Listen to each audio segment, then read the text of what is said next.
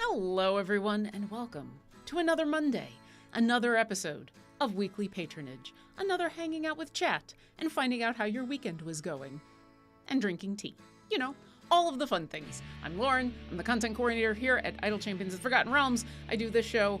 I give you these codes. I like to hang out and do fun things like that. So, welcome, everybody. If you're new to this show, this is a show in where I go through the patron challenges with the audience. We try to do things as effectively as possible, so you might see some not as strong formations, not optimized formations for, say, pushing your wall. But you'll find optimized formations for getting these challenges done. We've got 4 patrons, 2 hours, and a whole mess of people in chat to have fun with. Hi, chat. How you doing? Oh, it's a Garwar raid. Hi, Garwar. It's our weekly Monday Garwar raid. Yay! So while we're hanging out in chat, if you do have any questions, you can go ahead and put those in chat with big question in all capital letters in front of your question, because we've got Mars as our moderator for our show today. Everybody say hi, Mars. Mars is doing an excellent job of keeping me on track and making sure my audio and my video sound good. And Mars will also be grabbing questions from the chat to put into our little backstage document, because every once in a while I'm too busy looking at this game trying to put together a non-optimized formation for patron challenges. And I can't look at the chat, which is sad because, you know, chat's nice and I like looking at chat. So hello and welcome. So if you've got questions about the game, if you've got questions about patrons, if you've got questions about Monday, if you've got questions about, you know, anything in specific, I'll take a drink now and then I'll talk about the Discord later. Also, before we jump on into it, I would be remiss if I did not remind you that there is precious little time left in order to get this adorable familiar. That's right, Dottie. They are a donation to Conservation International. So as long as you purchase Dottie through tomorrow, so by the end of tomorrow, the net proceeds from all Dottie sales go to Conservation International. So make sure you do that so you can get in your good for the week, you know? Start your week off by being a good person and helping the planet. And if you want to see Dottie in action, tonight is the finale of the season. This is the season finale of a familiar quest. It took me a second. I was like, a weekly patronage? No, that's my show. Of a familiar quest that happens at 5 Pacific, which is in 5 hours from now, for those of you who don't want to do the time zone math, and I can respect that. So yeah, watch that show tonight. Todd Kenrick is leading a whole slew of amazing people, including Hope Lavelle, who created Dottie, who is adorable and wonderful, and they're trying to survive the horrors of Ravenloft, because what do you do when you're an adorable dandelion? You go to a domain of dread. A dandelion in the domain of dread. There you go. Oh, everybody's getting the code. Yeah, so get that code from chat. Also, it's down there. It's down there. That's a code.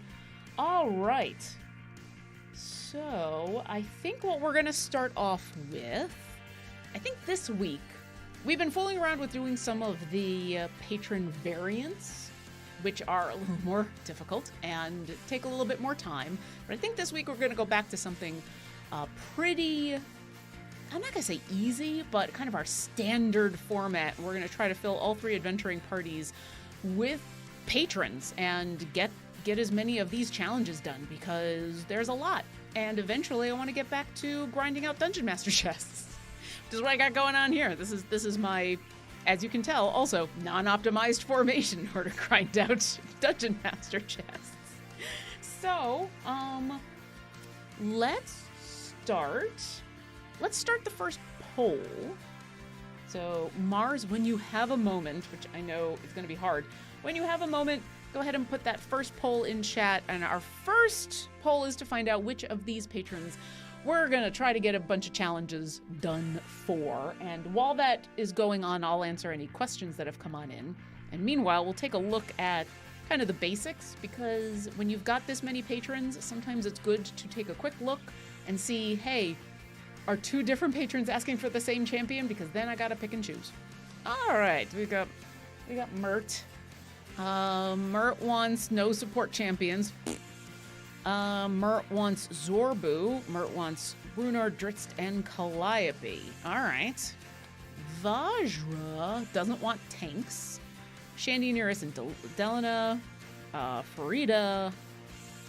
And, okay. All right. Strahd. What's the Strahd wants? Strahd wants Birdsong, Makos, Artemis, and Sasaspia. All right, so far I don't think we have any crossovers. All right, Zariel.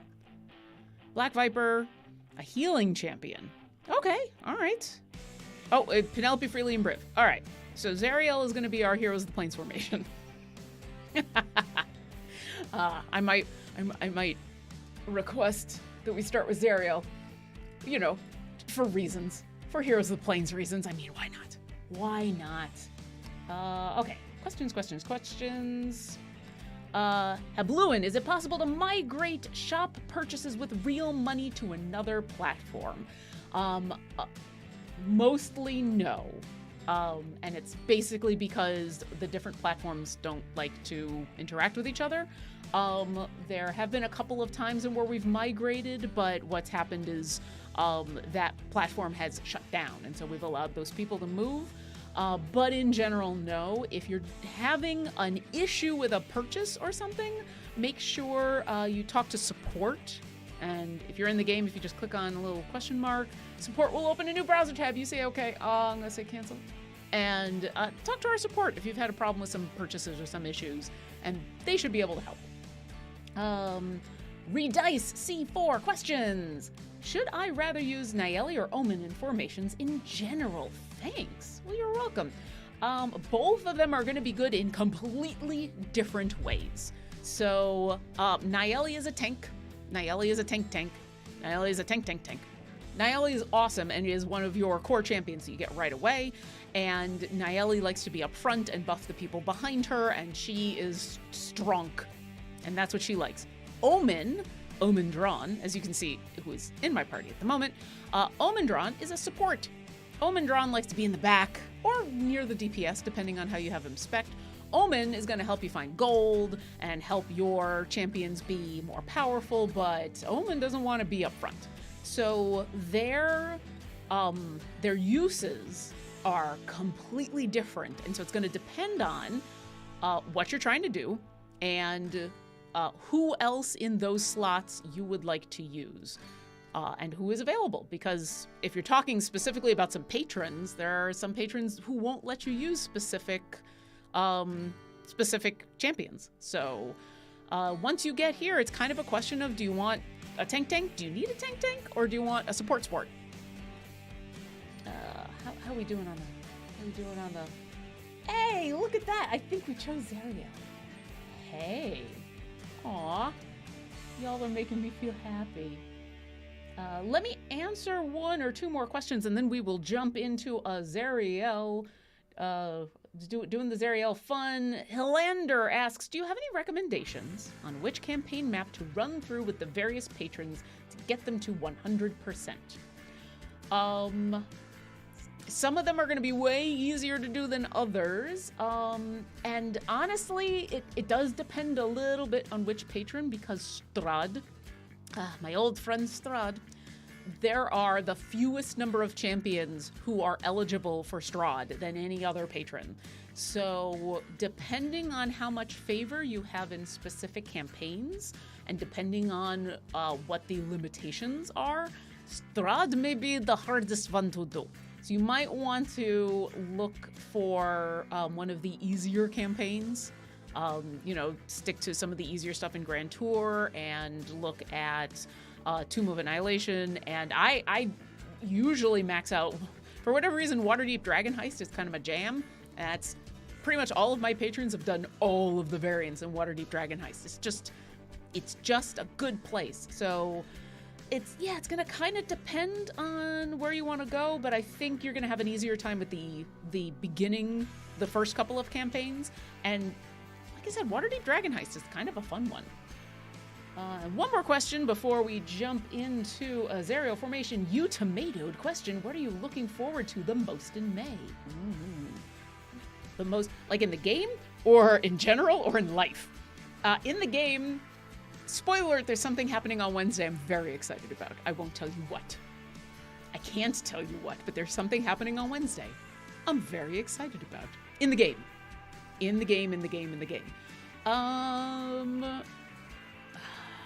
trying to think through May. Tomorrow, so tomorrow is the question show for Children of Erte, and I'm the guest.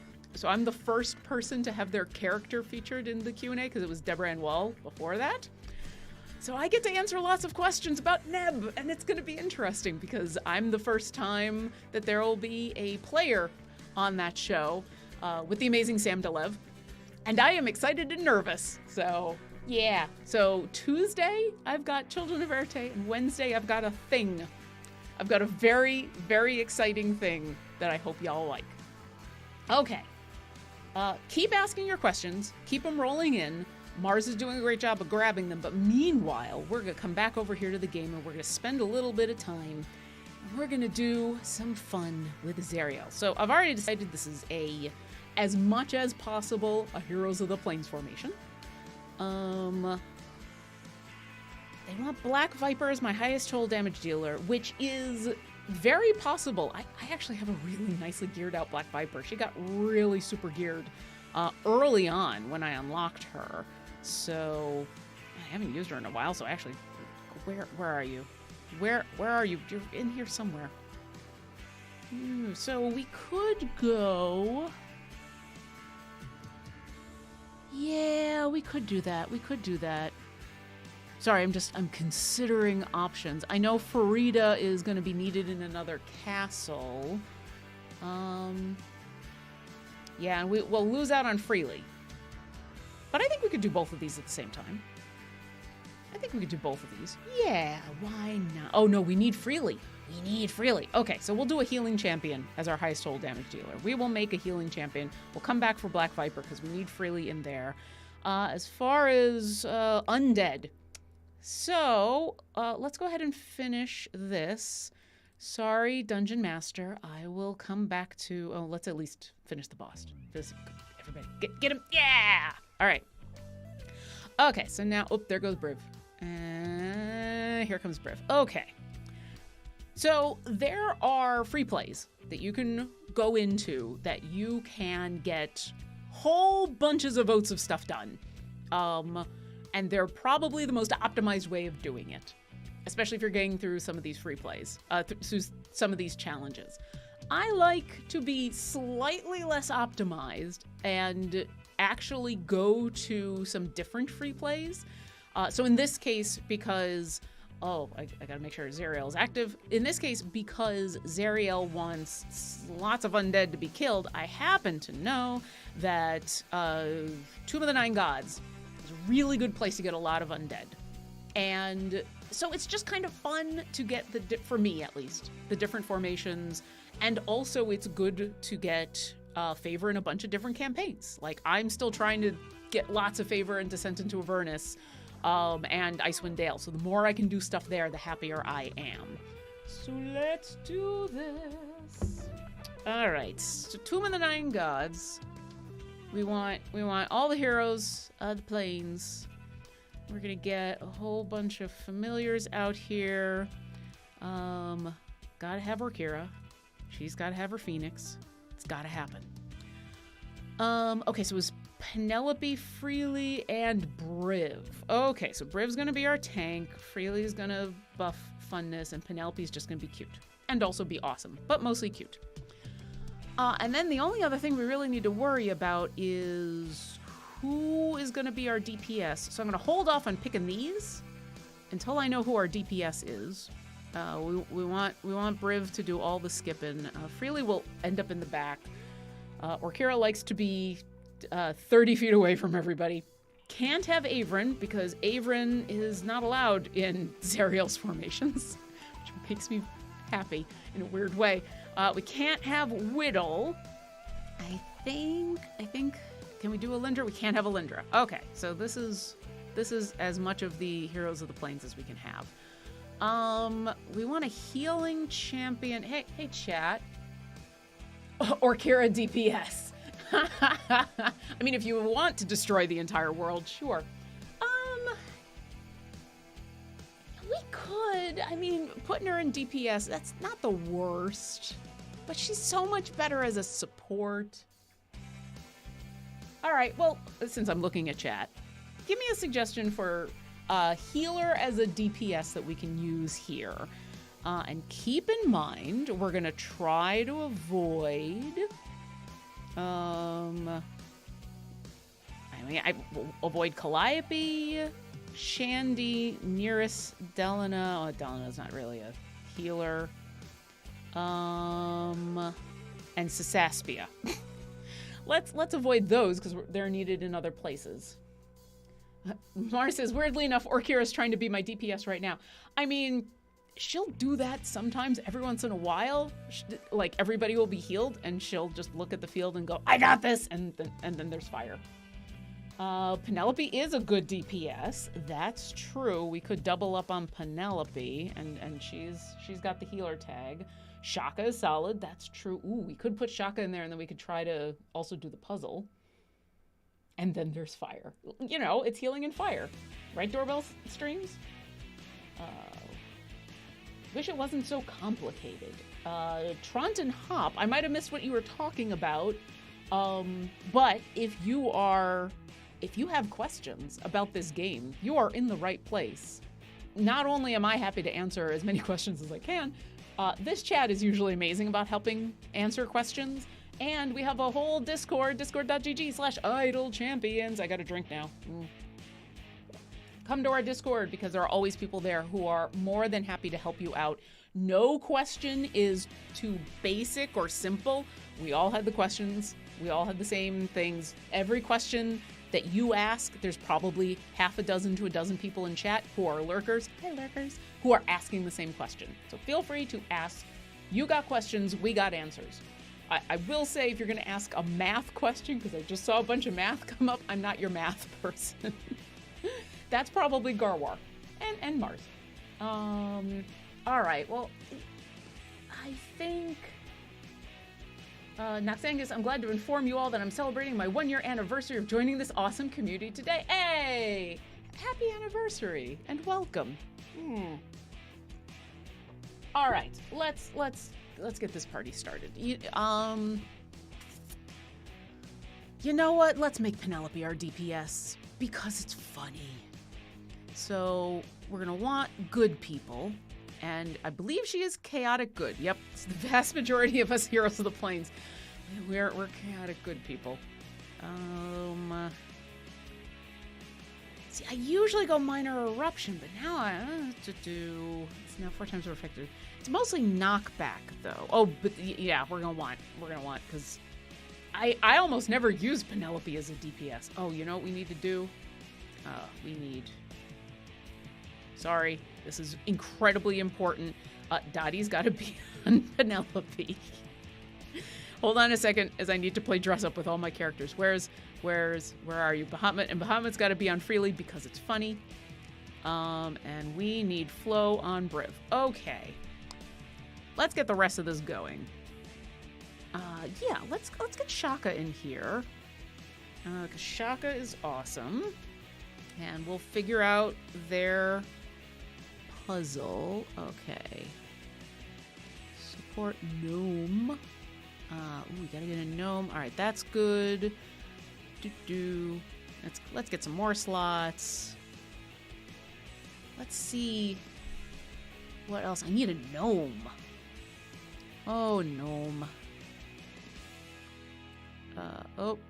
Okay. You female. Okay, so we can put the support there. We got a male there, and Orkira cannot be a gnome. We'll put her back here. So support is done. So we need a female or a non-binary and a gnome. Well, Shandy is needed elsewhere. Let's see who else. Eliwick a halfling, right? Oh no, Eliwick is a gnome. Perfect. All right, so having Eliwick in the back of the formation, not the most optimal. Absolutely not. But once again, we are not trying to make an optimal formation for pushing our wall. We're trying to get an optimal formation for using up a bunch of champions at this point that are not needed elsewhere that are now going to solve Shaka's puzzle. We'll increase gold find because that's fun. We need one more support. I don't think Human was needed anywhere else.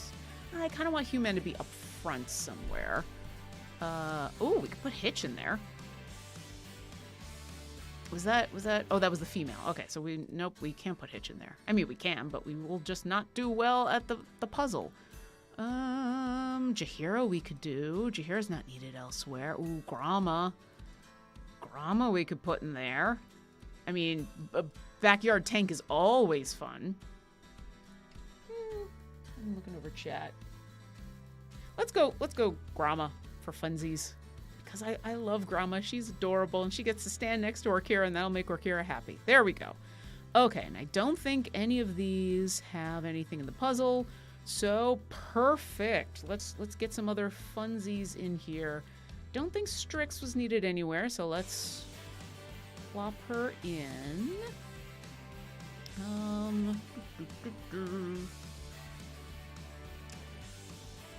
Rhea could be good, but oh, let's get Paulton in there. Let's get Gold Find. Let us up the Gold Find. And Talon would be good. It's not the optimal place for Talon, but it don't matter. There we go. We want Gold Find. There we go. That's a formation, right?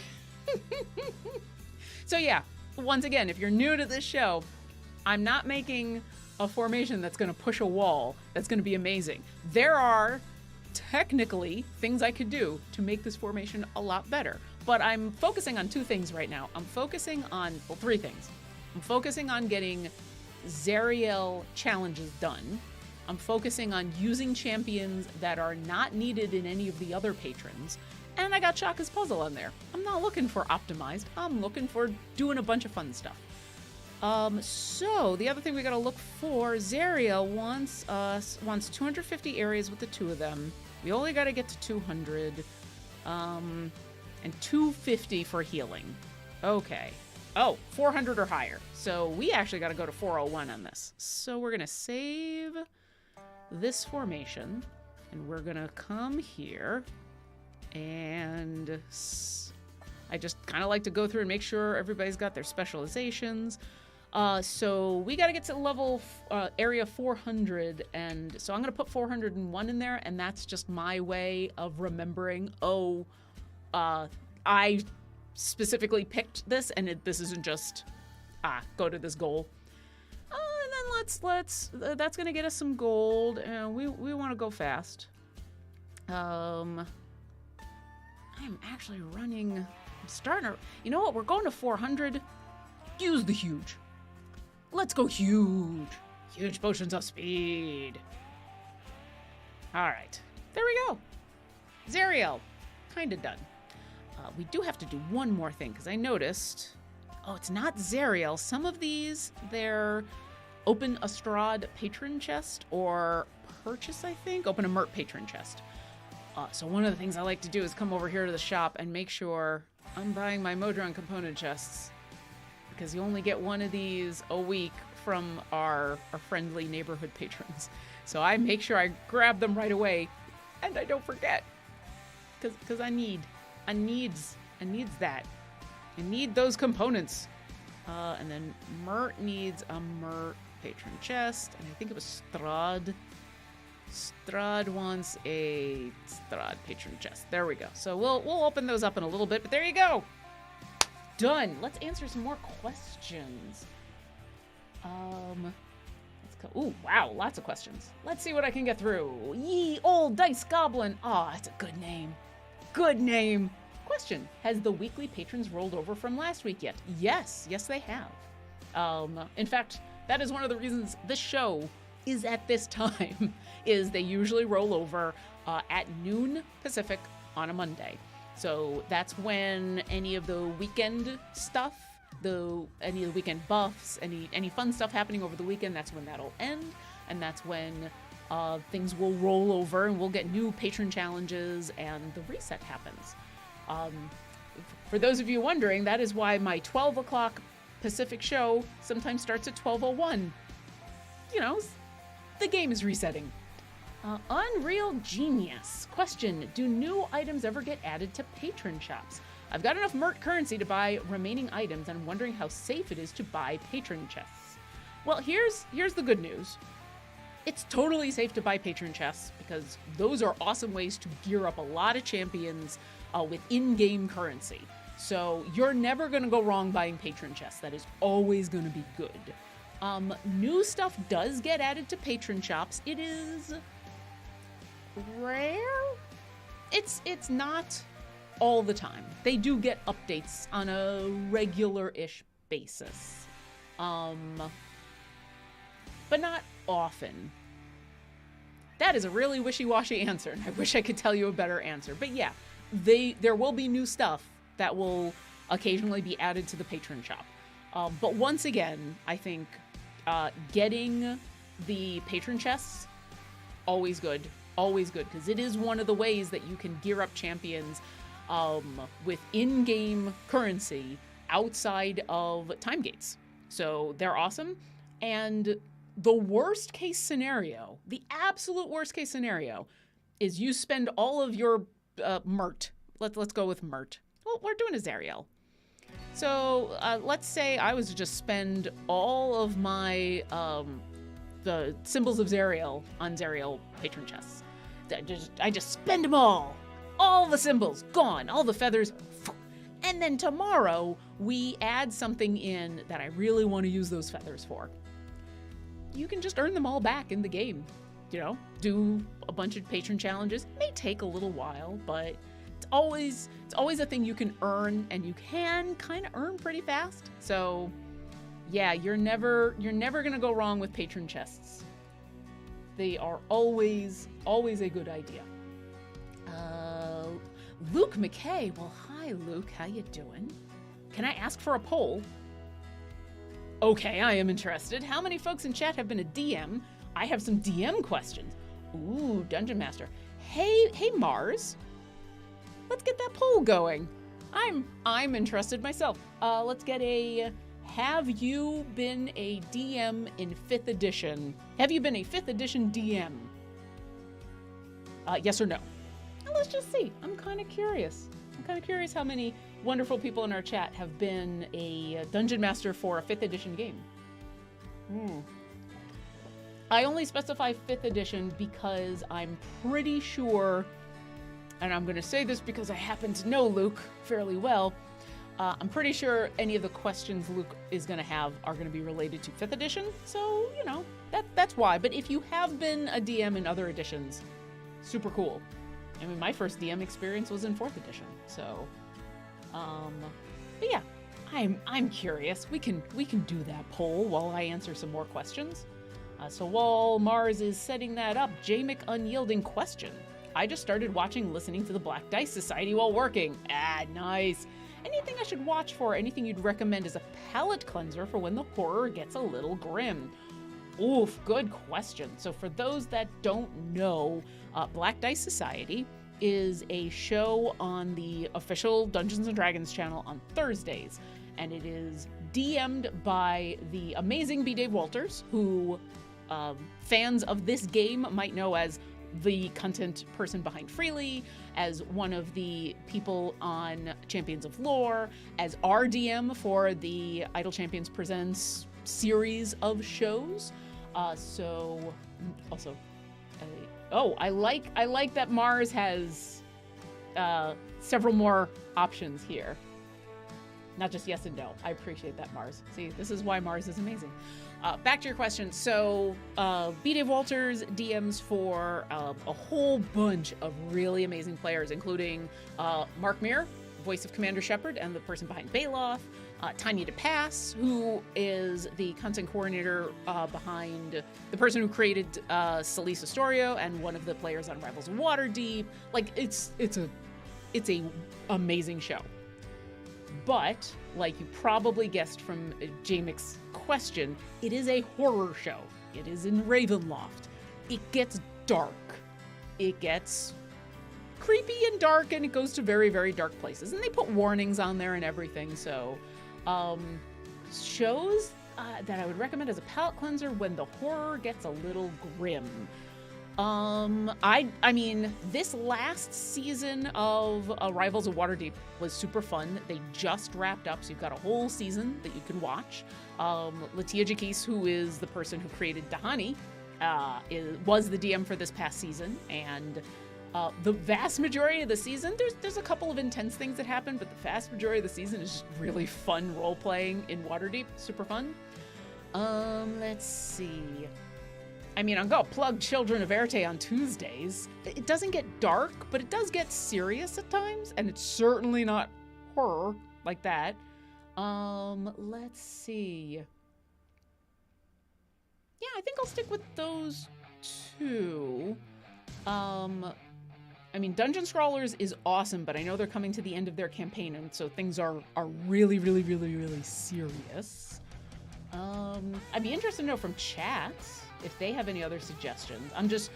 It's not that I don't have 3 billion show suggestions, it's that I'm trying to think of the most lighthearted show suggestions that I can. And a lot of the shows that I enjoy watching are serious face serious. Like D4 on Sundays is amazing. It's an incredible show.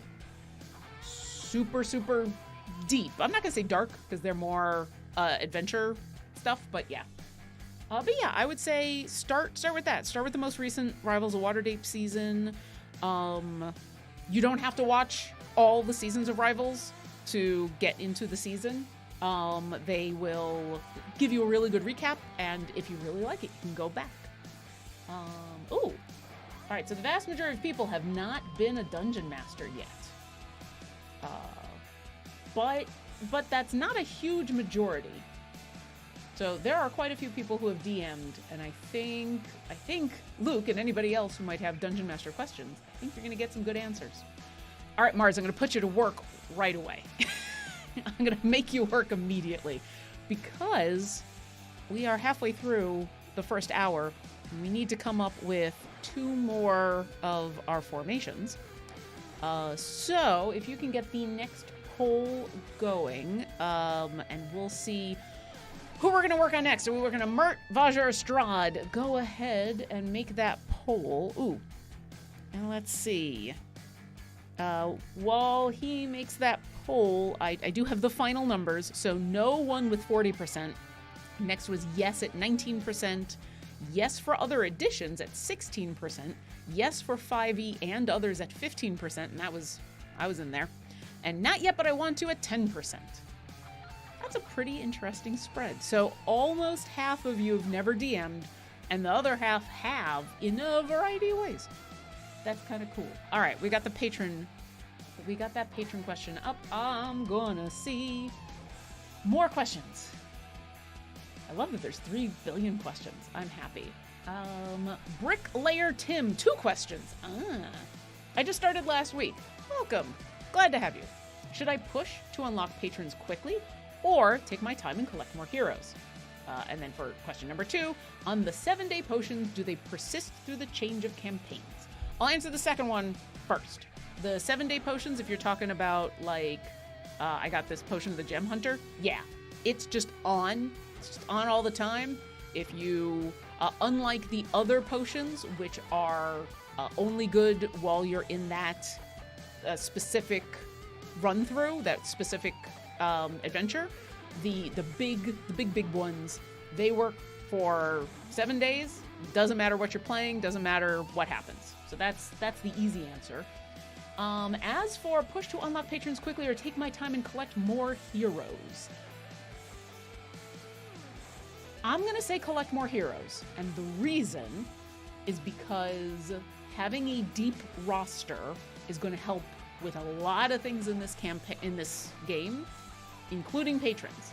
Because as we go through into our second and third adventuring party, you're going to see that I'm going to start running out of people to choose from.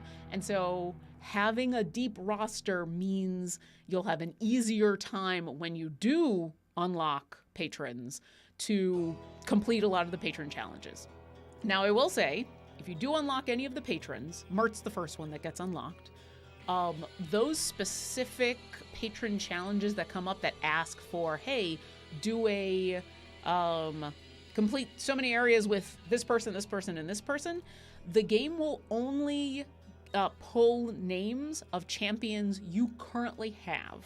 So whenever you unlock the patron, you are not going to, it's never going to ask you to complete a challenge that you can't do because you don't have a champion.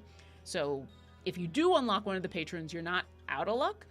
But yeah, I'd say spend a little time and collect more heroes, especially since right now the event is going on. And so you got 3 different champions that you can unlock, and they're all good in different ways.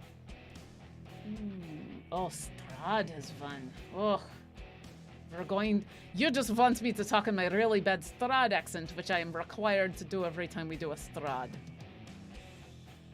It just happens. Okay.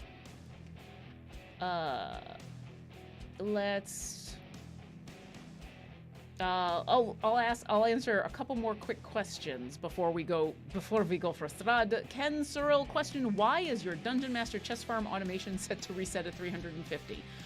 Because I'm looking to also gain some favor in my runs. So once again, is that the most optimized? No. You get to 50, you finish 50, you reset and do it over and over and over again for as long as you've got the not the Tomb of the Nine Gods, for as long as you've got the leaves.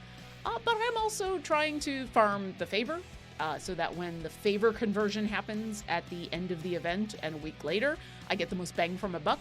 And so it's my way of, and once again, there's going to be a lot of people who are going to have their own answers to this. I'm sure there's probably also people in chat who are immediately going, but level 50 is all you need. Yes, I know. But by going to 350 or one of those higher levels, areas, first off, I know that my party can get there without a problem, even if I've got a suboptimal formation, and I earn a little bit more favor. And also, I don't blow through my leaves quite as quickly. So it's kind of a win-win. Let's see. WTF Murray BB. Should I focus on one party? I'm just really confused right now. Caddybree is doing 90% of my damage. I mean, Caddybree is a super good champion, and she is, she can be a really good DPS as well as a support. So that's not a bad thing. If she's carrying your team with the DPS, that's cool. If you've just started the game, you only have one adventuring party. As you go forward, you will be able to unlock more parties, so you can have more stuff going on at the same time. You have 3 parties out there that you're trying to balance and juggle. And so that's what we're using to do more stuff. But don't worry so much about doing that unlock just yet. Just kind of focus on, like you said, focus on one party. Focus on unlocking champions. Focus on trying out a bunch of stuff and going through the free plays and trying some of the adventure variants. And let's see. And then it's Dator. I just started the game. Hey, welcome. What is the best way to spend my green crystals? Oh, you probably mean the green gems. Best way, I would say, is familiars and chests for your champions. So if you want to save up for some familiars, some of these familiars you can buy them in the shop with gems, and familiars are always useful. And get yourself some chests. Chests are the way to gear up your champions, and they're going to be the best way to make your champions more powerful so that you can go further, so that you can do more stuff. So go ahead and spend those. I'm sure you also got a lot of answers in chat about very specific ways of doing it. There's some guides out there. Garwar's got a guide for that. But yeah, that's my suggestion. Spend those green gems on chests and save them up for familiars. Familiars are really, really, really helpful.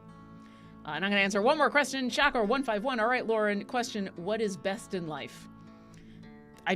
I'm not going to do a very good Conan impression. I cannot do a Conan impression. It just sounds like my Strahd. I am not a voice person. To see your enemies crushed before you? I mean, to think about Arnold Schwarzenegger? I don't know. Hanging out with all of you on a Monday. I know that's what you wanted, but hanging out here on a Monday with all of you, that's pretty good. Okay, Strahd 1. Strahd. So let's take a look at Strahd and then jump on in. Keep asking your questions. If you do have any other questions, put question in big capital letters in chat so that Mars can grab them, so that I will see them, because I can't always look over at Bilowski002, who's telling me, get in the chopper. Yeah, this continues. Make Lauren say ridiculous things on camera. Okay, weekly challenges. So Strahd wants birdsong, which is great because my birdsong is really powerful. Mako's Artemis and Sasaspia, which almost makes me want to do an evil formation right there. And a lot of humanoids. A lot of humanoids. Okay. Humanoids. So there's this place in Rime of the Frost Maiden that we can go that have a ton of humanoids, and I think that's where we're gonna go. So let's switch over to Party 2, Electric Boogaloo. And we'll get our Strahd going. Alright, so we're gonna go to Icewind Dale. We're gonna make sure Strahd is active. Alright. Sunblight, are you there? Oh, it's gonna be one of those days. Alright, Sunblight! Ah, only took me 2 tries. Sometimes I forget where the free plays are, and it takes me way too long to find them. Let's get our familiars out here. So we want birds. Oh, we can't do Birdsong and Makos. I didn't even think about that. All right, we're going to do Makos, Artemis. We're going to do that one. So when this happens, when it's like, oh, I can't do both, I tend to go for the who do I need more for? Mostly because I find it easier to get that out of the way, but there's really no wrong answer here. So let's go Makos, Artemis, and Sasaspia. Sasaspia's over here. Yeah. And Artemis. I mean, now it'll be a lot easier to do an evil formation for sure. Nope, not you. We'll keep out Vi because that's going to be helpful. I mean, Avron's not evil, but Avron is useful. We don't know yet who we want here because I haven't picked people. Yeah. Ooh.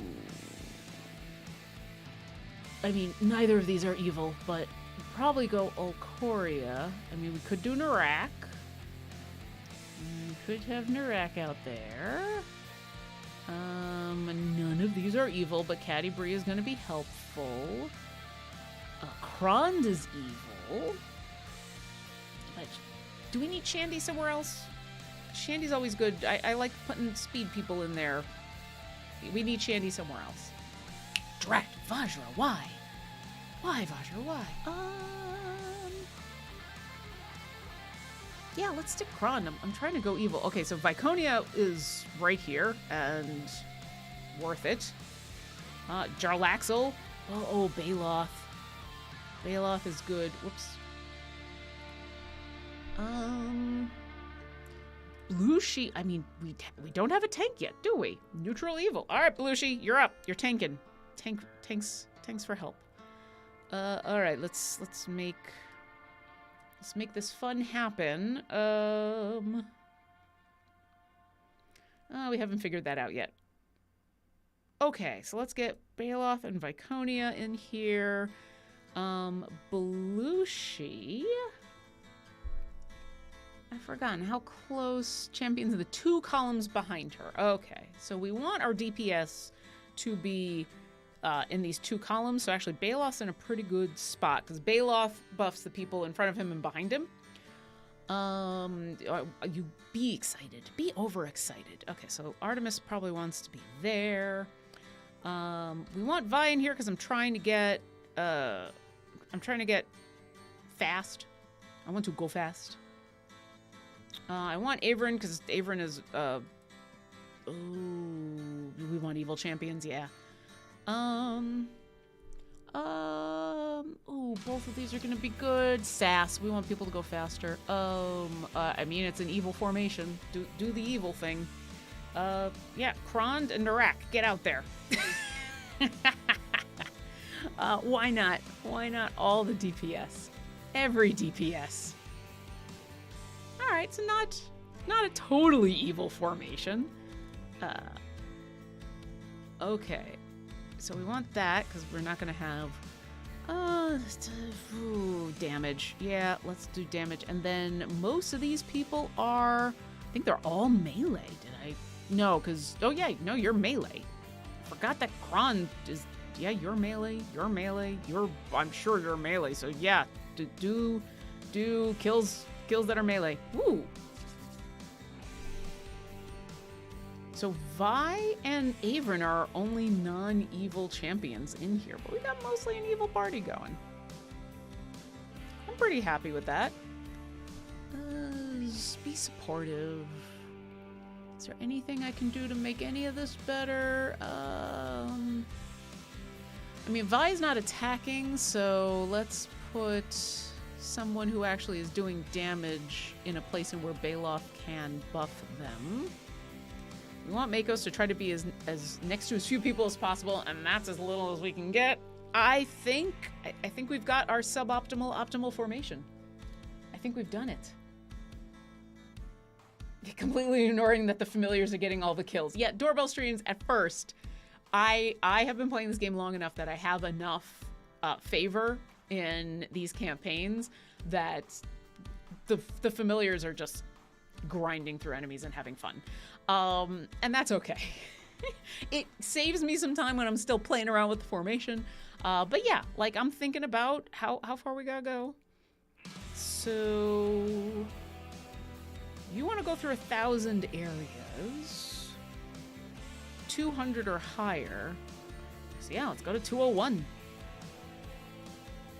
Let's do disable. Oh, we're gonna do that. We're gonna do you. We're gonna make sure we got all the specializations. We're gonna go to 201. Oh yeah, that'll work. Oh, but I've already missed you, so let's go to 15. We've already gotten past 10. So there we go. Strahd, done. Well, not done, but you know what I mean. Attempts to click Lauren's gem pack. Listen, doorbell streams. I 100% understand that. For those of you who are new to our game and are new to the variety of streams that we have going on, many of our shows, we do have the game going on stream. And it is completely normal. It is 100% completely normal to just be sitting on your computer and to try to mouse over the Twitch channel and click on something that's going on in the game. Happens to everybody. Happens to me. Happens to everybody in chat. It just happens. Don't feel bad about it. Don't be embarrassed. We're all trying to click on things. We're all trying to make things happen. Fortunately, because I have an entire formation of familiars out here, they'll grab stuff super fast. Chances are you won't be as tempted because you won't see like the rat all the way across the screen. But yeah, I do that all the time. I remember when Dylan was in charge of Idle Insights, because he would have the game up while he was interviewing someone, and yeah, I'd be listening and then I'd look over and I'd try to click on something immediately. Alright, let's go back to questions because we got a lot. Demos Yang, hi there. Is there a limitation on the Black Viper crystal drops? Is it based on her level? It's not based on her level, so Black Viper is one of those champions. Why am I having problems finding her? There she is. So let's go into her. So when you are collecting gems, the red gems specifically, it's not based on her level, but there is a max that you can reach. Let's see. I don't think I can show it here because I can't level her up, but there is a top tier that you can reach that if you've got her leveled up, you can actually see in the buffs. You can see that level because I don't think it's going to show up while I can't level her up. But that doesn't mean that she suddenly is not good anymore, because each red gem collected in the current adventure grants a 10% damage bonus stacking multiplicatively. Each red gem collected across all adventures permanently unlocks additional bonuses. So the permanently unlocks additional bonuses part of it, there is a cap to that. Eventually you stop unlocking those bonuses, but the red gems help with your current adventure.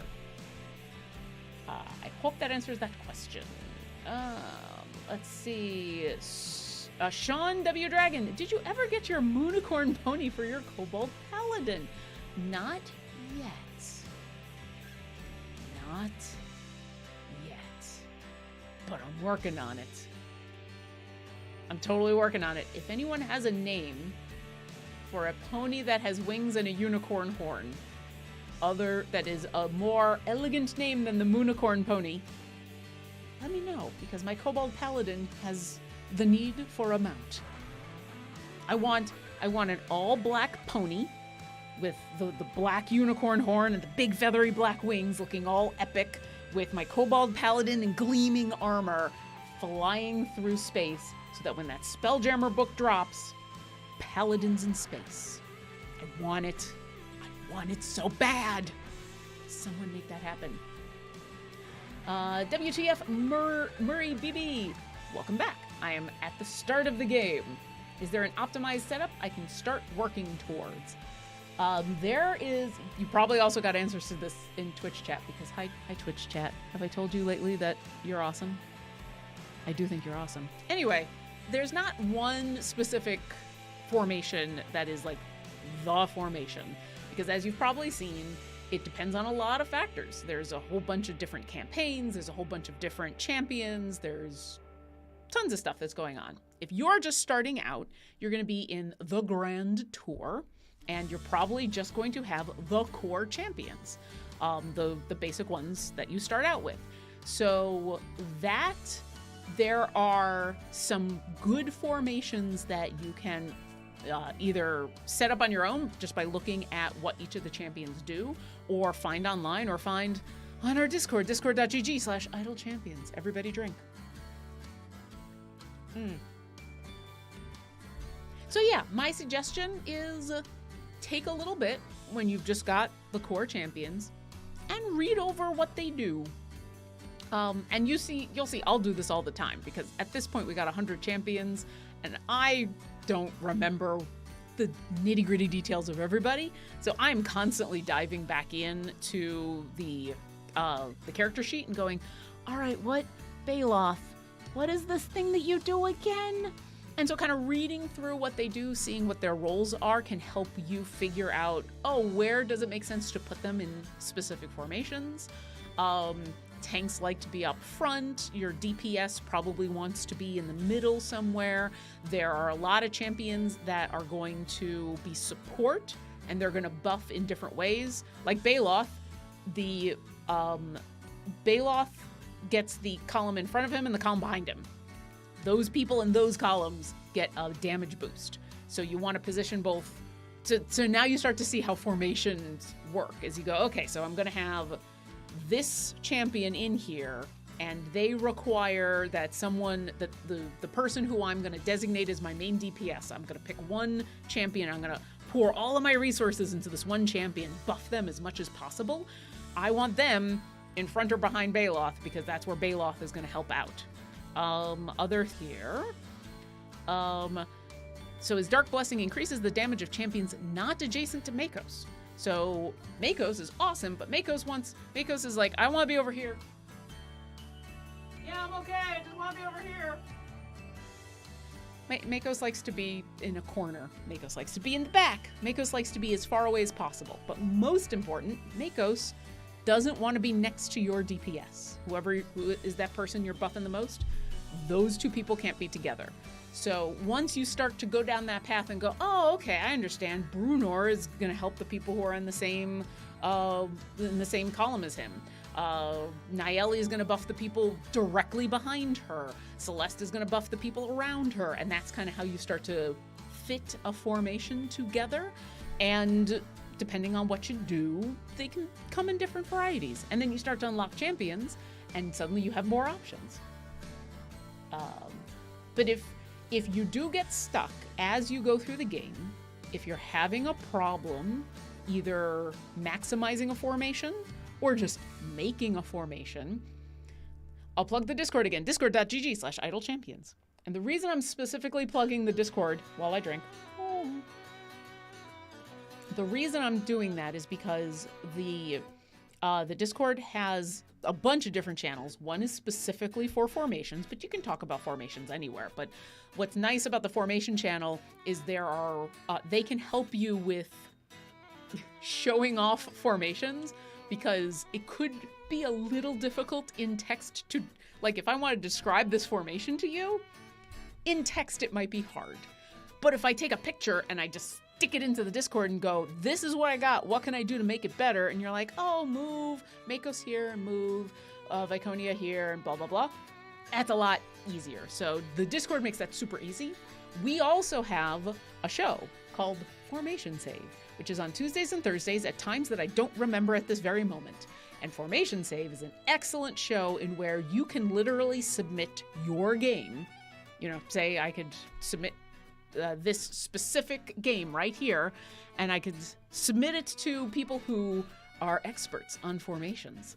And they'll be able to pull up a copy of your game and your formation with your champions, with your gear and everything, and see if they can make it better. And it's a fun show. It's a super fun show.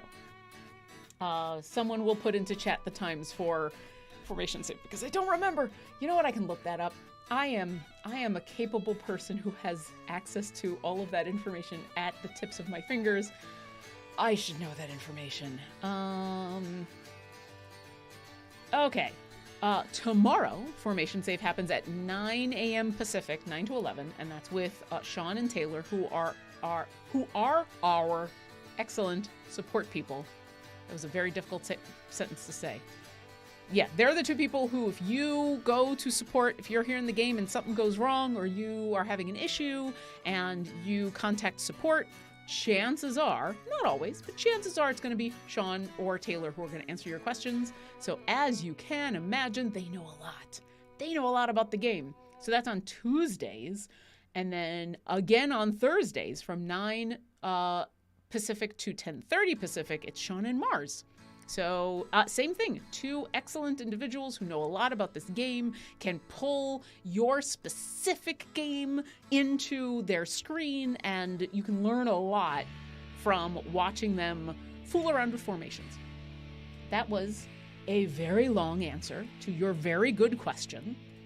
I hope it helped. I think I rambled. I don't remember. Hi, new people. Welcome to the second hour of Weekly Patronage, where I ramble about how awesome other shows are in our channel. So yes, we've still got one more adventuring party to fill up, but we've got these two going. But I'm gonna blow through some more questions here because there's a lot. Because y'all are awesome. Also, hi Balkan25. Good afternoon. Thanks for saying hi to the mods. Oh, WTF, MurBB, back again. How do I unlock more heroes? Seems I did it just randomly. So, when you first start playing, you'll get core champions. You'll get the evergreen champions that are just the champions that are in the game, that everybody gets. There are champions you then unlock in different ways. The easiest is, hey, if you haven't signed up for the newsletter yet, if you're new to the game, sign up for the newsletter. Now, I know, I say sign up for the newsletter, and people are like, Lauren, I don't want spam. I totally get it. 100% understand. I promise you, if you sign up for the newsletter, we are not going to spam your inbox. You're going to get one newsletter a week, maybe sometimes two, but one on Fridays, and it's going to come with a code for a chest as well as some fun information. So, like, trust me, I'm one of the people who works on the newsletter. The last thing we want to do is annoy you with newsletter stuff. So we try to make it as concise and as useful as possible and as regular but not spammy as possible. But one of the other good things is when you sign up for the newsletter, you'll get a reply when you sign up, hey, you've successfully signed up for our newsletter, and that will come with a code for Hitch, who is a really solid champion to have in your formation. So sign up for the newsletter and you get Hitch, and then you will continue every week, usually on Fridays, to get an email with information about the weekend buffs and a chest, a code for a chest for you to unlock. The vast majority of other champions you unlock basically in the same way, but in two different ways. And I will explain. Right now, the running is going on. This is an event that's going to go on for another week. Basically, this time next week, it'll be over. And these events happen on a very regular basis. And when they happen, you will have the opportunity to unlock 3 different champions. The newest champion who's out now, who's Dungeon Master, who's just standing there looking awesome, and the champion from last year and the year before, who was the new champion for this adventure. So last year at this time, Shaka was the new champion, and the year before was Kreidel. So you'll be able to go and unlock all 3 of these champions by playing their adventures and their stuff. When it is not when you're looking for a champion to unlock that you can't get in, say, the running, say you're looking for Orkira, because everyone should have Orkira in their formation at all times, unless she's in another formation in your game, and then that's okay. And you're like, but I want Orkira, and Orkira's not in the running, and Orkira's not going to come back up for another year because she's in Greengrass, and that happened in April. Well, there are these things called time gates. Time gates are literally a way you can open up a portal to the past. So what happens is there's some free time gate weekends where you don't have to do anything. You just get the option to open up a free one. And then you'll also, as you play, collect these time gate pieces. When you got 6 of them, you can open up a time gate. What does the time gate do? It lets you play the event that a champion can be unlocked in. So it's like starting a mini event for you, and you get to pick what champion you want. And obviously, the champion that you want to pick is going to be Orkira, because she's the best and she's awesome. And I'm not at all biased when I say that. So yeah, that you can unlock every single champion in this game by just playing. It can take a little while, depends on how often you play, but you can unlock every champion, you can gear them up, you can do all of that just by playing the game. And also the story's fun. All right, I'm going to answer a couple more questions because a lot of them came in, but we should get another poll in. Sorry, Blade Edge 93. I believe the kids these days say that Orkira is fire. I mean, I'm old, so if that's what the kids are saying, I believe you, because I'm old.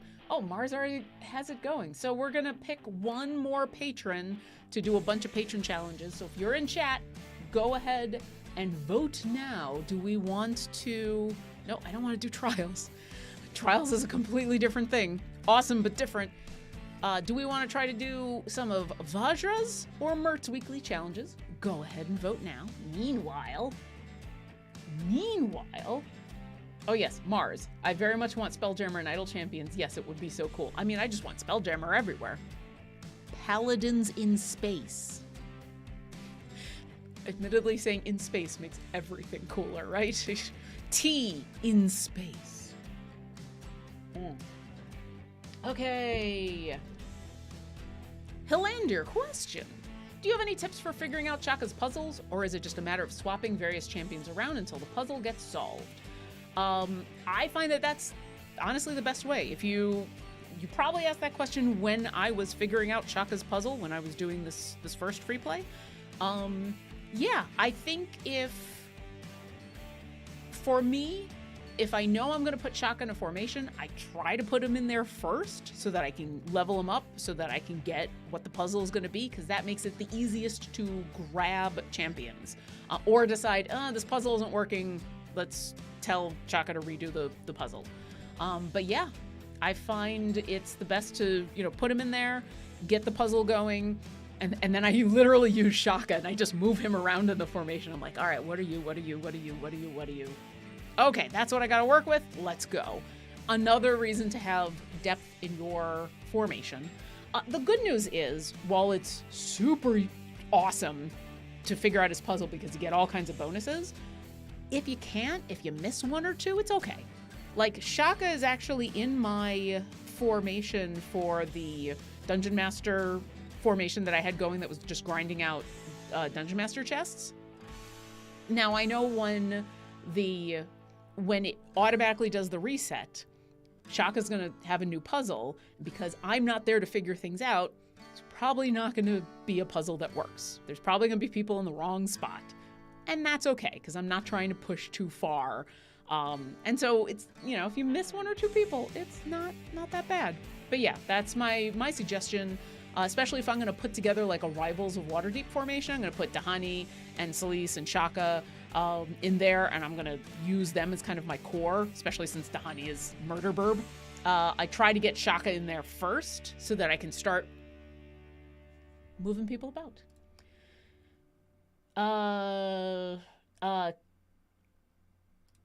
Sorry, whoops, I'm in the wrong spot. There we go. Kinra question. Reply. Ooh, tonight is the final night of DMing a 5th edition campaign for a friend's kids and 2 of his pals, age 8 to 10. Aw, congratulations. You've thought it was Christmas morning when one of them got bitten by a werebear. Hey, listen, there are 2 types of players. The ones that want to be a werebear and the ones that don't want to be a werebear, and both of them are valid. The first thing he did was bite the other 2. All right, did he get consent? Because once again, there are 2 kinds of players. There's the ones who want to be a werebear and the ones who don't want to be a werebear. Tonight they go Furrzerker, very nice, against the Rakshasa that's been trying to kill them since the first night. Ooh, fur on fur action. Well, wish them good luck for me, because a Rakshasa is no joke. Those are dangerous, dangerous creatures, especially if you're using the one that's straight from the book. I know Rakshasas are creatures that low-level spells just don't work. It's not that they're resistant or immune to certain damages of things. If it's a low enough spell, the Rakshasa just says, no. So anyway, have fun with that. Tobiu, question, is there a way to get more chests for the Dungeon Master after you clear all the challenges? Yes. So the easiest way is just to keep playing his free plays. Let me, because I saw that we're going to win, I'll show you something. I saw who won. Vajra won. So let me show you something with that while I also look for who we got to go take care of beasts. Vajra wants us to kill a lot of beasts. Aw. But our animal friends. We'll go to Witchlight. We'll do a Witchlight thing. All right, so the reason I did that real quick is we're going to switch over to this adventuring party so we can get the adventuring party set up for Vajra. But I will show you before we go, in the campaign map, in the running, which is the current event that's going on. Yeah, I know, I still got to fight Tiamat. I got to fight Tiamat. It's going to happen. There are these free plays, and as long as you get to Area 50, you will get a chest. Sometimes it's a silver chest, sometimes it's a gold chest. So every time you play through this free play and at least get to Area 50, you will get a chest. So you can level up Dungeon Master, which is why you saw me at the beginning of this show with a formation that was just doing as many of the free plays as possible. I usually, during an event, have at least one of my formations just. How many times can I reset and get all those chests? So that's, during the event, the easiest way is just to keep doing free plays. After the event is over, time gates are going to be a good way to get chests. So you open up a time gate, you pick Dungeon Master, and it's going to let you play through a bunch of adventures and some free plays in order to get a bunch more chests. And then there's other ways. You can purchase them in the shop. You can... Dungeon Master is eligible for all of the patrons, so there is a chance that when you buy patron chests with the in-game currency, that you'll get stuff for Dungeon Master. So if you buy patron chests with the patron currency, you'll get stuff. All right, so we're going for Beast for Vajra. We're gonna go to the Witchlight because I like Witchlight. We want Vajra. And am I in the right place? Yeah, I'm in the right place. We want Hither into the Feywild. Aha! Only took me 2. And once again, I'm coming here not because it's necessarily the most optimized place to get a lot of beasts taken care of, because there's probably better, but I'm enjoying all the different formations. I'm enjoying getting campaign words. I'm enjoying getting favor. Thank you. Thank you, game, for helping me out. I'm enjoying getting favor in different campaigns, so I like to move around. All right. Familiar. Yeah. Okay. What did Vajra want? Vajra doesn't want any tanks. Vajra wants... Okay, so we'll... that immediately is not going to happen because we want Shandy and Nerys. Well, I mean, I guess we could. Oh, I don't like it. I don't like it. All right. We need you. We need you. We need you. You know what I could do? Oh, I can't. I can't do Human. I was going to put Human up front because that was going to be funny. Because it was going to be funny. All right. I want you to go fast. Oh, there's 2 ideal tanking spots, too. Oof. Oof. All right, I think we're going to have to try. I mean, we could do that or we could do Farida. Farida's an awesome tank. Farida's an amazing tank, but I can't put Havilar in here.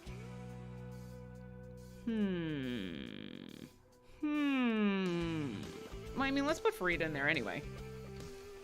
Because she can be my damage. And we'll put you... Yeah, in the back. All right, let's just choose some other champions. Let's see who we've got available. I mean, if we're not going to do tanks, then... but I like Dragonbait. You're a tank. Barrowin is fun to have. You're a tank. You're a tank. You're a DPS. Oof. This might be one we come back for later. Ooh, Calliope. All right, that's good. Actually, I definitely want Calliope in here. Calliope in her kobold skin, which is adorable. All right. So Calliope buffs the people in front of her, and I usually like to have the DPS behind the tanks, even though we're trying not to have any tanks, so I'm going to put Calliope right there. Oof. Oof, oof, oof. I mean, Ishii could be fun, although Ishii is pretty strong. As I've got her leveled up, so her gear might steal from Farida. If we're going to have Farida, then we need Dragonborn Daddy. Dragonborn Daddy's got to be in the formation because Farida's in the formation. That's just the way it is. You know what we could do? We could put Dinar in the front because Dinar is not a tank, but he likes healing the people behind him, so it's useful to have him in the front. Yeah. And put you there. Ooh, Deacon. Deacon. I'm going to end up with a lot of bards, and I'm not unhappy with this. Yeah, everybody chill out. Let's put Deacon next to Farida.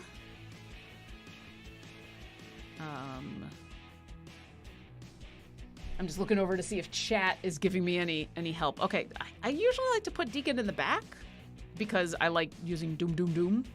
Partially because it's helpful for the whole formation, but also you get to say Doom. But in this case, I've got Deacon next to Farida, so we're going to go there. Ooh, okay, all right. I really want to put... Oof. I need 2 more spots. Well, all right. Once again, not a tank, but Barrowin is no slouch. And if I put Barrowin there, then the buff to causing her allies to do more damage will get on Farida easily. And then there was one. Okay, so Dritz is the only one left over here who isn't a tank. But once again, now I've already got a lot of DPS in here. Now I've already got a lot of DPS. So we could put Stokey in there. Yeah, let's put Stokey. Let's do it.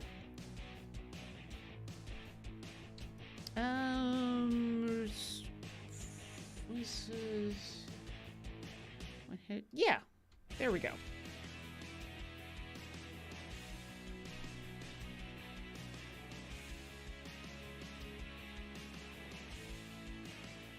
I'm just pondering.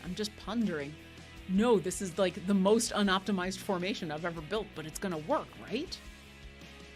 We don't have any tanks.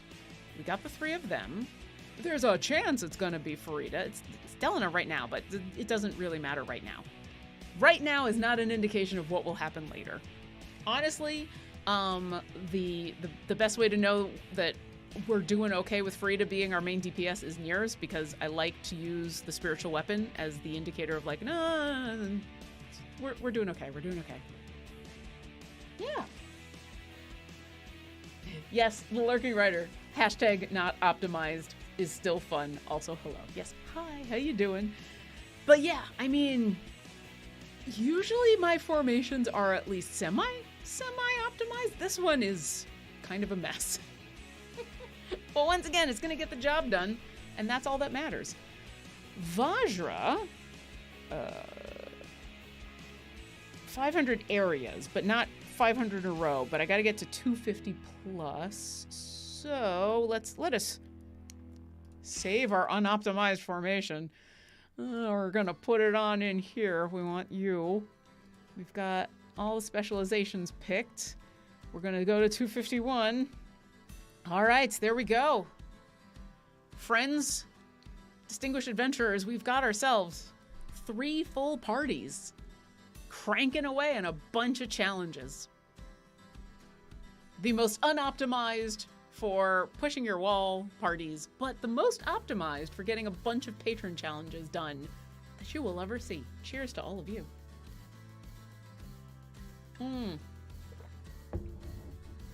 Oh, I just saw Nick Nakius says, my welcome email for the newsletter hasn't arrived. I'm missing out on that hero.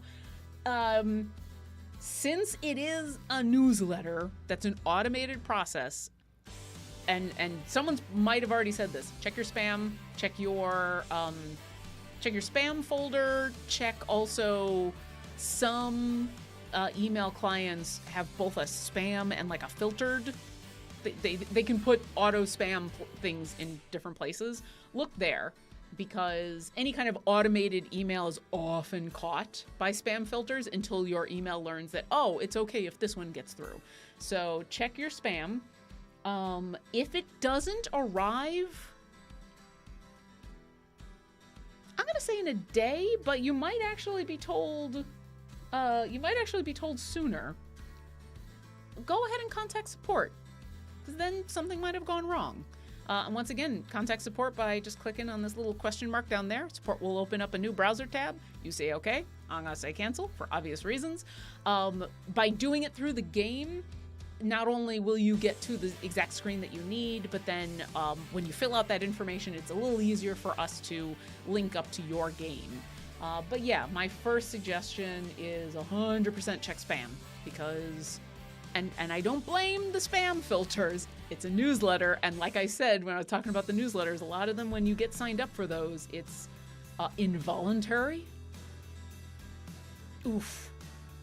I heard a story about somebody who, for an April Fool's prank, signed their friend up for like 3 dozen newsletters, email newsletters.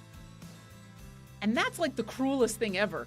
If someone ever did that to me, you're not my friend anymore. So yeah. But our newsletter, I promise, we're not going to send you 3 billion newsletters. But yeah, if you haven't gotten it by now, what is this pity poll? No. Vote for not Mert. Absolutely not. Mert, you're left behind. Okay. We've got about 40 minutes, and I've got about 40 questions. So let's see what we can get through. Severin Blaine question. I'm missing a second champ for slots 4, 5, 10, and 12. I'm working towards a Zaka for 12, and I think the next event will give me someone for slot 4. Who should I pursue for time gates for 5 and 10? Ooh. 2, 3, 4, 5. Let's start here. Well, I think everybody's gonna go Briv. I think when you asked this question in chat earlier, my guess is a lot of people probably told you Briv. I'm gonna tell you Briv. Now, there's gonna be a lot of people who are also gonna say, well, but you're biased with the Heroes of the Plains. Yes, I am. But Briv is an excellent tank. Briv is an excellent buffer, and his ability when he does the funny thing with the springs on his feet and he jumps forward and he skips stuff, that's really, really useful. I would go for Briv. If you don't want a tank and you want to go straight support, I'd go Quillic. Quillic is super good. I love using Quillic as support as often as possible.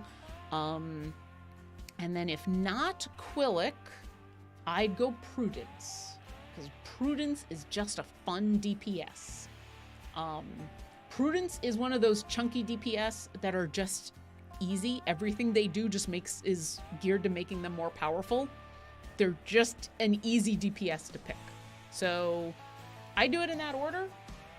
Also, once again, while a lot of people said Briv, if you don't need tanks but you're dying for more support or you really need a new DPS, go for one of those. And you said 10, I think. 2, 3, 4, 5, 6, 7, 8, 9, 10. Okay, well, you gotta get Havilar right away. Get Havilar, because Farida is the pairing of the two of them are awesome. I am a fan of those two characters, and Havilar is just a really strong tank as well. If not Havilar, Yorvin does not get a lot of love, and I feel bad because Yorvin is in one of those slots in where there's a lot of good champions. There's a lot of like solid champions in this slot, and a lot of other DPS options in other places, but Yorvin is also just a really good DPS and a lot of fun and also adorable. So Havilar or Yorvin. If not one of those two, I would go for Barrowin. Barrowin, solid support, pretty good healing. I really like the ability and where anyone that's next to her, she makes more powerful. Just kind of a solid, good to use support. So those would be my suggestions. Oh yes, and Ricardo's 40 says also Quillic is another youngin for when you want to work on the DM's achievement. Absolutely. Quillic, any of the Aarakocra, none of them are over 40. My poor Aarakocra. Oh, none of them are over 40. None of them are over 20, I think. But yes, Quillic is excellent. And you'll find you'll be in that position in where maybe there's technically a champion in a slot who everyone is yelling at you that this is the amazing champion, get this champion, get this champion. But if your needs at that moment are, well, this champion that everybody loves is a tank, but I super duper need more support options, there's no wrong answers, because essentially the right answer in the long term is get them all. This gotta catch them all, like Pokemon. Just go for it. All right. Fearin Fizette question: when buying items from the patron shop that require a certain amount of influence, does it count what's been spent on perks? So let's come over here. Let's go to Vajra. So basically what the shop is saying is your total amount of influence, which is why some of these it'll say, do I have any that are left for Vajra or am I not? I've already purchased. I don't. So here we go. I've not earned enough total Vajra Safar influence requires blah, blah, blah influence. So what you see right here, it says total. It counts everything. Even the stuff you've purchased. And when you purchase the perks. Because as you see, you can actually reset your influence here. It's not going to cost you anything. And you can go ahead and re-spend it. So if you want to reallocate your perks, you can go ahead and do that. You're not going to lose anything. Unlike the symbols, which you use up. Those are like currency. You spend the symbols, you get stuff in return. Influence, you just earn and earn and earn and earn and earn. So absolutely, if the next part of your question is, so should I spend on some of these perks? Absolutely. These perks are real good. Super, super good. In fact, a lot of the time, what I'm doing is, for the patron stuff, I'm going through adventure variants with patrons to try to get more of the influence in order to spend on perks, because some of these upper level perks are so good. Damage of champions without the gold find roll increased. Gold chest drops have a certain percentage chance of being doubled. Yes, please. But they take a while to get to. They take a while. Everyone's talking about Kreidel in chat. I mean, hey, Kreidel's fun. Kreidel's good. I don't have Kreidel anywhere in my formations, I don't think. But yeah, definitely pick up Kreidel. Whenever there's an event, pick up all 3 champions. You might want to focus on one more than another, but if you don't have a champion, pick them up. It is always a good idea to have a deep roster. Even if all you do is unlock them and you don't play any of their other stuff to get chests and everything, is always worth at least picking up the champion. K-Lord 68, will they be adding more familiars to the gem shop anytime? I don't know. I do know on a regular basis they refresh that and add new things, but I don't know anything in specific. Keep an eye on our socials, and I'll drink again. Keep an eye on the Discord, discord.gg/idlechampions. I'm running out of drink. I'm almost dry. Anyway, keep an eye on our socials, keep an eye on our Discord, because when those things go live, I'll put our socials in here, because we haven't done that in a while. They'll get posted, and we'll let you know. But I don't know of any timelines. So yeah. Reds fan 73 question. Lauren, have you ever seen 2E Strahd? He looks like a stereotypical Hollywood Dracula played by Bela Lugosi in 1931. I think I have. It's been a while since I've seen that image. I mean, Strahd's been around for a while, right? Also, like, the Dracula influence for Strahd is pretty obvious, so it wouldn't surprise me. But yeah, that old school blah. Which, fun fact, whenever you hear the stereotypical vampire blah, there's no movie where they actually did that, except in like parodies. It just became a parody thing that everybody thinks that Dracula did. The lurking writer, Strahd, contractually obligated, all caps. Sometimes it's fun to say Strahd. Mars just put this into the backstage chat. Yeah. Okay, my favorite part about this old school Strahd is, yes, the giant collar, the whole Bela Lugosi outfit, the kind of grayish skin. My favorite part is that his eyes are closed and he's about to bite into this woman. Like, dude, why are you closing your eyes? You gotta aim. You have to aim, right? Don't close your eyes. Okay. Anyway, back to game questions. Toby, you question: should I grind? Ooh, sorry, the backstage chat moved a little bit.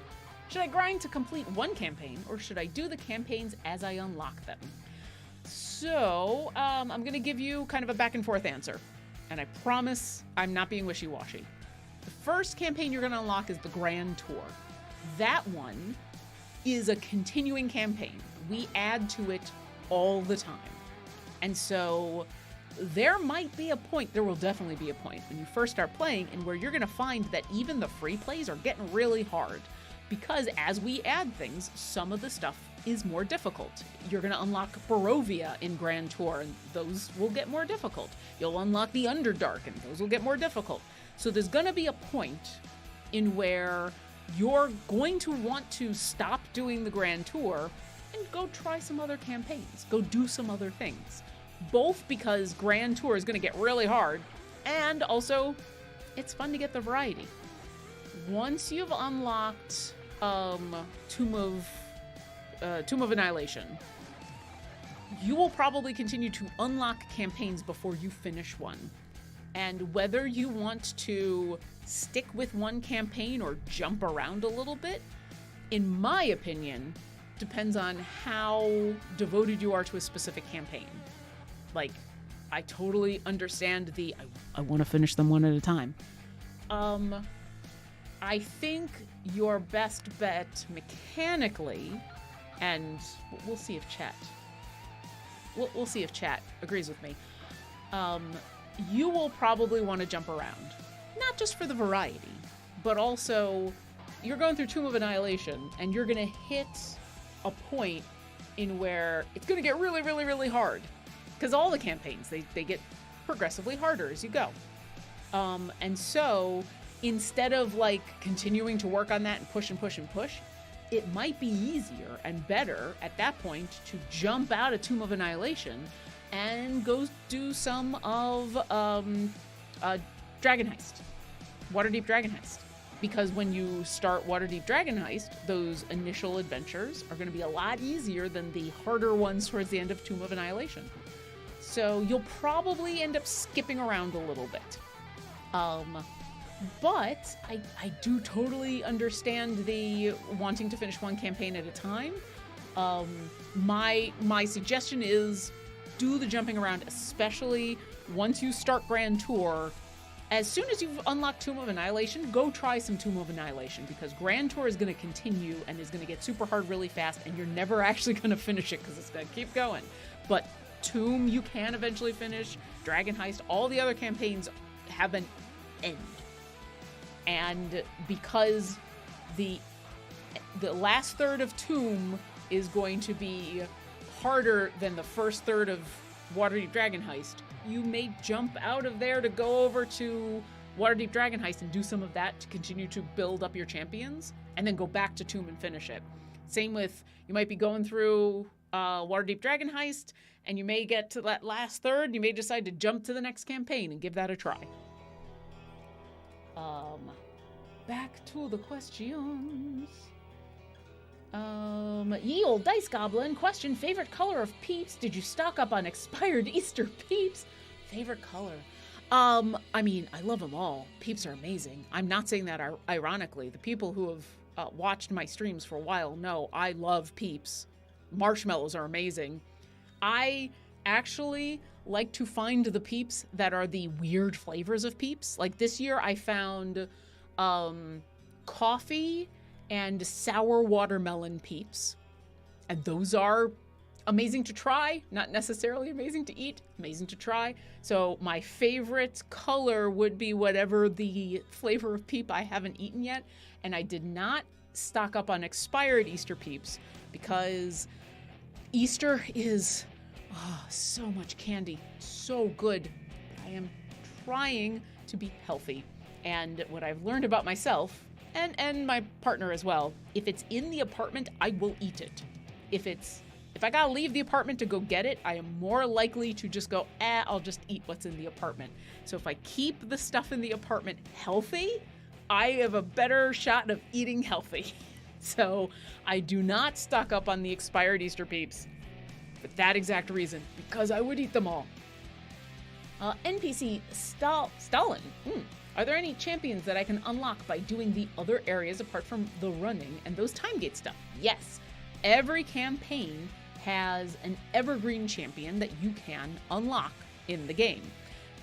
For example, I know I've got Blushi. Let's come over here. So Blushi's our latest one, which is why I kind of immediately thought of her.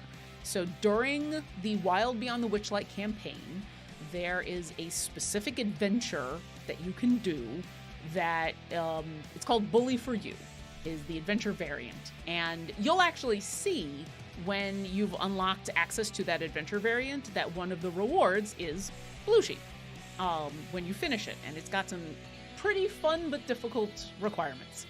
And Blushi being an evergreen champion, what that means is there's no time limit on unlocking her. She'll just always be there waiting for you for when you're ready. And when you do unlock her, she'll get gear the same way the other core champions do. So just in regular chests. And that's what's called evergreen champions. And every campaign has them. Azaka's in Tomb. Alcoria's in Waterdeep Dragon Heist. Rhea's in Baldur's Gate. Xeraphon is in Icewind Dale, and Belushi's in Witchlight. Did I get them all? Because I know there's one of them that has 2 evergreens. Who did I forget? Dragonbait. That's right. Thank you, Ginger. Ginger Olai. Dragonbait is also unlockable in Tomb. So there's actually 2 champions, Shaka and Dragonbait, that you can unlock that are evergreen champions that you can get in Tomb of Annihilation. How did I forget? Oh, Dragonbait. Oof. So yeah, those are champions that you can work towards by playing through campaigns and unlock them and get them into your formation. But all the rest of them would be doing the running, doing time gates, stuff like that. Noob Play EX. I'm stuck while enemies reach level 90. Any tips? So welcome to the game. If you've reached what we call your wall, you've reached an area in where the enemies are arriving and you're not killing them. They're just piling up and piling up and piling up. Call that your wall. Best thing to do is to reset, is to complete the adventure and start it again. And this is kind of one of the things you got to get used to in Idle Champions. It's always going to be helpful to complete an adventure, even if you haven't met the requirements yet, because you will always gain something. It's never a loss. So if you're playing through an adventure and you've gotten to area 90 and you've hit your wall, you can't progress any further, go ahead and tell it to complete and try it again. And what happens is, you see when I say complete adventure, it tells me the stuff I'm going to get. The favor is what's going to help, especially in the early parts of the game, a lot. Favor is what you get in a campaign for playing. Even if you're trying an adventure, say a free play, and you're supposed to get to area 50 and you can't, it's okay. Go ahead and complete it, try it again. The next time you'll have more favor. You'll earn more gold faster, and you'll be able to go a little bit further. You'll also get gems from the bosses that'll drop the bags, and you can use those gems to buy chests so that you can gear up your champions. So every time you reset, you're going to get a little bit stronger, you're going to get a little bit faster, you're going to have a little more favor, you're going to be able to go faster. So once you reach your wall, go ahead and say complete. That's my biggest absolute tip, is don't be afraid to say, to it's not abandoning a run, but don't be afraid to complete an adventure, to say, I'm going to stop and try this again, no matter what, because you will always gain things. I'm running out of time. Still have so many questions. Camouflaro. I might have said that wrong, but that was fun to say, so thank you either way. Doesn't the cost for the free play increase each attempt? Only up to a certain point. So when you're in a campaign, the free play will start off at like 500, and then it'll go up. It'll be 1,000, 1,500, and then 2,000, and then it will stop. It doesn't continue to go up. So every time you do the free play, it gets a little more expensive until it reaches that top amount, and then it just stays there. And you will gain leaves just automatically while you're playing, and then you can also get bunches of oats of leaves. I don't have any big ones with bounty contracts. Save up your bounty contracts for events, and then you drop a whole bunch, and I'll show you. So you see how I've got 4,590 leaves? I'm going to drop 50 small bounty contracts. I'm going to make it rain, and now I got a lot more. So use your bounty contracts to get you a bunch more leaves so you can do a bunch more of the free plays. And you know what? If you do a bunch of free plays and then you run out of leaves, go do something else for a little while until you earn enough leaves to go do another free play. Epsilon 14254, do you need the event currency, in this case leaves, when you're doing the time gates? No. So the way the time gates work, and I can't quite show you because I've got 3 parties, but when you unlock a time gate, basically it's going to let you do the 3 adventure variants that you had that were part of the adventure that will give you gold chests and unlock the champion for you, and then it'll give you the free play, and you can play the free play as much as you want. You do not need event currency for that. The other side of it is you've paid in the time gate pieces to unlock that time gate, and you only have access to one champion at a time with each of those time gates. So you do not need event currency when you're doing time gates. Volcom, hi! How do you get the 2 times speed on the game? Welcome. Welcome to an excellent question that gets asked a lot. It gets asked so often because it's an excellent question. You actually have a command for it. I'm waiting. There it is. How's the game moving so fast? We used to call this how go fast. So there's a clip right now that Mars explains, I believe in, it's a 5-minute clip. Every single way you can make the game go fast. Because there's a couple different ways. I'll kind of do the TLDR. There are champions that make the game go faster. That have literally the speed tag. For example, Vi is one of those champions. She's got this speed tag. She does a very specific thing. Her I'm too old for this. Vi gains 255 sass. If there are only 5 or fewer enemies on the screen, Vi waits impatiently instead of her base attack, and the delay between monsters spawning in a wave is reduced depending on her sass amount for the duration of her base attack cooldown. What does that mean? That means she will make monsters spawn faster. And that's one of the ways that the game can go faster, because all of a sudden monsters are coming faster and you're able to get through areas quicker. Some champions just make things go faster. Like the game. Where's Shandy? Oh, there you are. Let's switch over here to Shandy. There's also Briv, who the way he makes the game go faster is literally he skips levels. But if you're talking about the 2 times speed or something like that, where it looks like everybody's going super fast, that's probably a champion like Shandy. So Shandy, dash increases the game speed by 50% when the formation hasn't been under attack for 60 seconds. What does that mean?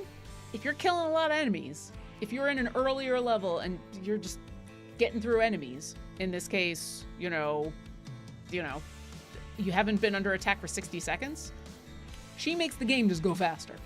And so she can help speed through especially earlier areas. So there's a bunch of those. So look for champions that have the speed tag and look in their information for how they make the game go faster. Some of them literally increase the speed of the game. Some of them make things go faster by making more monsters spawn. Some, they just do all sorts of things. And then there are potions. Of the potions, there are speed potions. And as you can see, each of these will only last for the adventure that you're playing, and it literally makes the game go faster. I'll use a huge one. So we're going at kind of a leisurely pace, and then I make it go fast. And then it goes super fast. It's kind of mesmerizing when it does that. And when you stack different ways to make the game go faster on top of each other, you've got a speed potion, you got Shandy, you got Vi, who's going to make more monsters spawn faster, you've got Briv, who's going to skip over stuff. Human has a power in where sometimes monsters will drop double quest rewards. So, like, if you need to get through an area by collecting, so many, or here, enemies defeated. Sometimes, if you've got Human in your formation, you'll defeat an enemy and it'll count for 2. And so all of a sudden you defeat like half the number of enemies and you're done. It's great. So that is the non 5-minute Mars explanation for how game go fast, but I highly recommend checking out that clip. That clip goes into a lot more detail than what I just did. But yeah, that's the biggest way. And right now I've got kind of a spread out of stuff. So like some of my formations have some speed champions in there in various ways. And because I happen to have a lot of speed potions, I've also got my Modron automation set up to automatically drop some speed potions when the adventure resets and it starts over again. Because I want to go fast, because I want to get through as many of these patron challenges as possible so that I can get back to getting more Dungeon Master chests. Yeah. Let's see. Nick Nakius, how do I get a familiar out? Do they need specific heroes? Familiars. You do not. All the familiars are the same. All familiars work exactly the same way. Wherever you put them, whatever they do, however they look, they work exactly the same. Mechanically, no difference. Now, if you're like me, and I know I am, you like to either put out specific familiars in specific locations, or you like to pair up familiars with their characters. For example, let's go over here to, for example, my friends in Heroes of the Plains, sometimes you can buy packs that will include like a fun skin for a champion and also a familiar that comes with it. For example, Orkira has a Wild Beyond the Witchlight pack that if you purchase it, you get a cool skin and a couple of other fun bonuses, and you get a familiar that's the Phoenix. And so I put the Phoenix on Orkira every single time, because why not? Briv has Flow. Dottie is the dandelion that's available, if you missed it, right now. Still available until tomorrow for a donation to Conservation International. Well, Dottie is played by Hope Lavelle, who also is Penelope Halfpint, so I put Dottie on there. So yeah, I like doing the pairing. I will sit here once I've got a formation set up and be like, okay, and then Shaka, what makes sense for Shaka? Oh, let's put the Draco Lich on him. That'll be fun. Grama shouldn't have baby Tiamat. No, Grama. Oh, let's put Uni the Unicorn on Grama, because like that's me. I like that. I like collecting all the familiars. It makes me happy. There's no wrong way to play this game. But to answer your question, no. They do not need specific heroes. They do not need to go in a specific place. They all do the same thing. Click, click, click, click, click, click, click, wherever you put them. And for those that don't know, if you are playing on the PC, you've probably seen me put them out super fast. If you hold the F key, it will show you all these white boxes where you can place familiars. And if you hover over it, it'll tell you what the familiar will do. And if, while holding the F key, you click on a spot, if it's empty, it'll put a random familiar there. If it's got a random familiar there, it'll pull it off. So yeah, if you want to just sit here and be like, oh, that's ooh, bunny, Colonel Pest. Ooh, red panda on a unicycle with sausages in a top hat. You know, you can just kind of go through them. And for those that don't know, there are these 6 slots on the field. If all 6 have familiars on them, then not only are they clicking on enemies, but they will automatically click on the distractions that go by, and they'll pick up the chests, the bags that enemies drop, that the bosses drop. This is the random ultimate slot. You put a familiar here and it'll run around, and every once in a while it will it'll activate an ultimate for you. If you have one specific ultimate that you want to go off all the time, you can put a familiar on that ultimate who will just make it activate all the time. Down here, as you've probably seen, I like to make sure that I've got a familiar on any of the champions that I currently have in the formation so that they're automatically getting leveled up. You can also do that for click damage.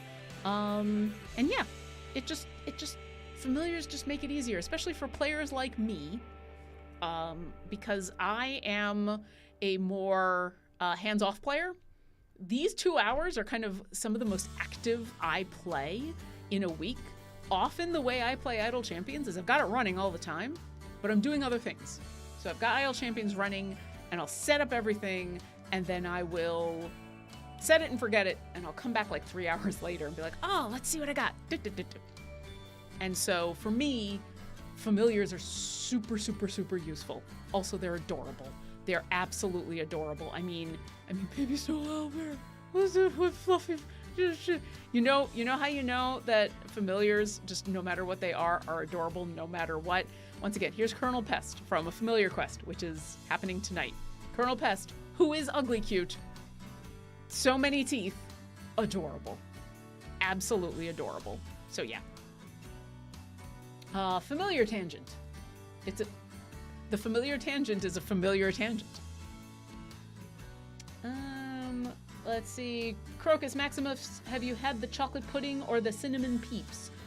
No. I want both.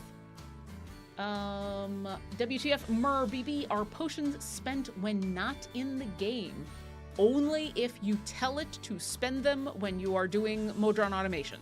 So for example, I've told this specific adventure, hey, when you get to 401, reset, start over again. When you get to adventure area 25, spend these specific potions. So every time automation gets to 401 and starts over, it'll spend those potions. But unless you tell it to do it, it will not spend potions without you telling it to do it. Let's see. Epsilon 14254, does it do anything to level up the heroes that aren't out in your formation, like for all the champion damage bonus? The only champion damage bonus, the only bonuses and support that you'll get are the champions that are on the field. So champions that are down here, just in your roster, that are not on the field, they don't contribute anything to what's happening in the formation. Most of the time, no. It doesn't help to level up a champion that isn't actually on the formation. Now, every once in a while, you may be swapping formations. You may have a formation that is specifically like a speed formation. This is the formation I'm going to use to get through the first 400 areas. It's all about speed. Go fast, go fast, go fast. It's all the speed champions. And then when I get to area 400, I'm gonna switch to a different formation that's more about power and is gonna be able to push. It's gonna be a really strong formation. My DPS is gonna be awesome, and that's gonna go even further. And so sometimes in those kind of situations, you might want to continue to level up those other champions so that when you put them on out there, they're already there. But most of the time, no. The only champions you want to focus on are the ones that are out on the field. And then... so I had a couple people ask this. Ringwald23, and I thought I saw someone else ask this about the click damage, but I can't find where they are. Ringwald23, I'll just answer yours. We'll finish out here because, it's 156 already. Why don't I level up click damage? Because for what I'm doing, the champions are going to take care of everything. It is useful to level up click damage, but it only goes so far because eventually, especially if you're pushing your wall, the click damage will not keep up with the damage that your champions are doing. It's helpful, super helpful. So in this case, I don't use it. I forget, because once again, I'm only going to like 200, 300, 400. But you know what? You are right. It's useful to have. Come on. There we go. There we go. Now I have a full field of fun. All right. That is unfortunately going to be the last question we're going to have for today, because it is almost 2 o'clock and I got to go have lunch, and I got to let Mars go have lunch.